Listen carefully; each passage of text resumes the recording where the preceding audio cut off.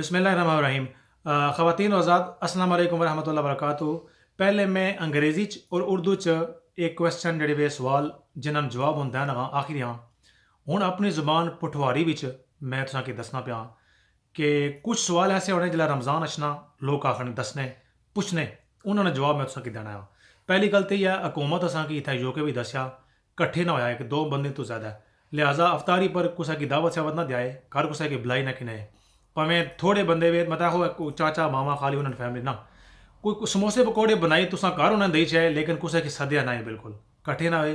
हुकूमत साड़ी सेहत वास्ते और लोगों की सेहत वास्ते आखनी, लिहाजा एक कोरोना वायरस बड़ा खतरनाक आ, असां की एहतियात करनी चाहिए। इस्लाम ना हुक्म भी है असें एहतियात करिए।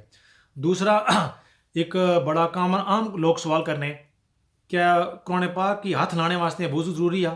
जी हाँ, कुरान पाक की हाथ लाने वास्ते वज़ू करना ज़रूरी आ। ज़ुबानी पढ़ने वास्ते वज़ू ज़रूरी नहीं, ज़ुबानी आ तुसां जिक्र असकार करो, दुरूद शरीफ पढ़ो, दुआ पढ़ो, ज़ुबानी कुरान शरीफ पढ़ो, उसने वास्ते वज़ू ज़रूरी नहीं। कुरान पाक की छूने वास्ते वज़ू ज़रूरी आ। ਉਹ ਮਾਵਾਂ ਭੈਣਾਂ ਜਿਹੜੀਆਂ ਮਖਸੂਸ ਅਯਾਮ ਪਰ ਹੋਣੀਆਂ हैज़ या नफास पर होनियां उन्होंने की कुरान पाक ना वो पढ़ी सकनियाँ ज़ुबानी, ना ही उसकी हाथ लाई सकनियाँ और ना ही वो मस्जिद जाई सकनियाँ। ठीक है जी, एक मसला।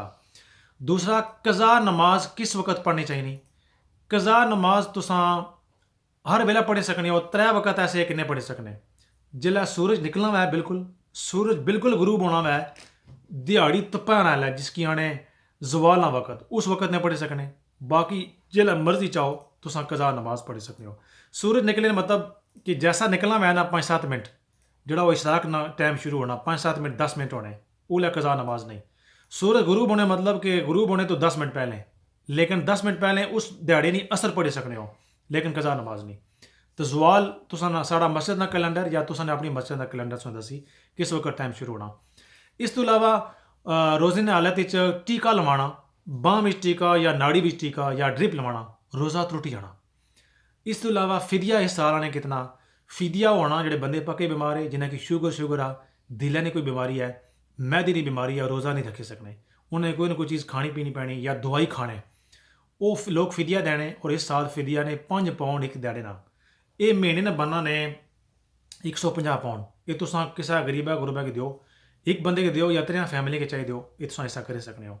जेडे बंदे पाकिस्तान इस वीडियो को सुन सन, पाकिस्तान मिगी फिदिया कोई पता नहीं कि कितना, तुसां अपनी लोकल मस्जिद को पुछी को इमामा को वो तुसां कि दसन। फितराना में इस साल एक बंदे ना बशमूल बच्चे भी बेबी भी अगर उस दड़ा वै बच्चा बच्ची पैदा भी होने उसने पर भी लाजम आ। इत्थै साढ़े मुल्क 5 पाउंड ने साढ़े इलाके ना, बाकी अपने इलाके ना या पाकिस्तान ना मिगी कोई नहीं पता, तुसां पुछी को इमामा को।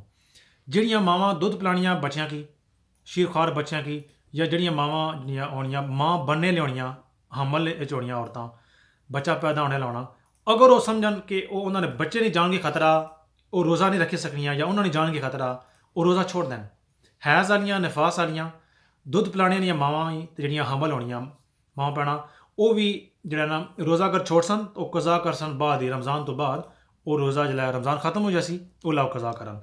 इस तो इलावा इनहेलर लोग जिन्होंने लोगों की सह नहीं बीमारी होनी और इनहेलर होना निक्का जा होना चाहे होना तियां फ्लू करने वो जिला इयां विच बाने अपने उन्होंने की फिर साह सही निकलना।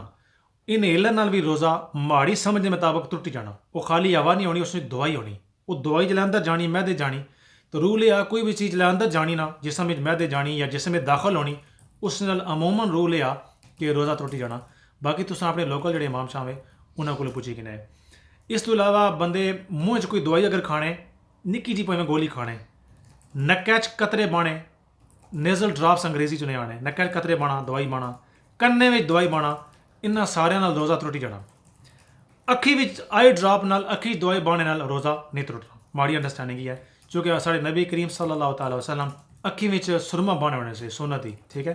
तो लिहाजा बहुत सारे इमाम या मुफ्तियां ने अखी नाल त्रुटी जाना, लेकिन हजूर पाक ने सुन्नत ही सुरमा बाना माड़ी समझ यही है कि अखी विच ड्राप बाने नाल रोज़ा जड़ा नहीं त्रुटना। मूँह में नक्कै च कन्ने च जड़ा कोई दवाई सी बस बासां तो रोज़ा त्रुट जाना। बाकी अपना ख्याल रखो, अपनी अपनी हुकूमतां नाल जिस जगह तुसां रहने हो उन्हां की मनो, सोशल डिस्टेंसिंग लोगों की मिलो शिलो ना, बिल्कुल अफतारियां शारियां लोगों ना करे, दावतां शावतां लोगों ने दे, घरां विच रहो। कोरोना वायरस आ बड़ा खतरनाक आ, मैं दुआ करना अल्लाह ताला तुसां की सारे की सलामत रखे और अल्लाह ताला सारे की सलामत क़यामत रखे। माड़े वास्ते तुम दुआ करो, आने वाला महीना जड़ा रमज़ान ना सारे की बरकत अता फरमाए। बहुत शुक्रिया। अल्लाह हाफिज़। अस्सलाम वालेकुम रहमतुल्लाहि व बरकातुहू।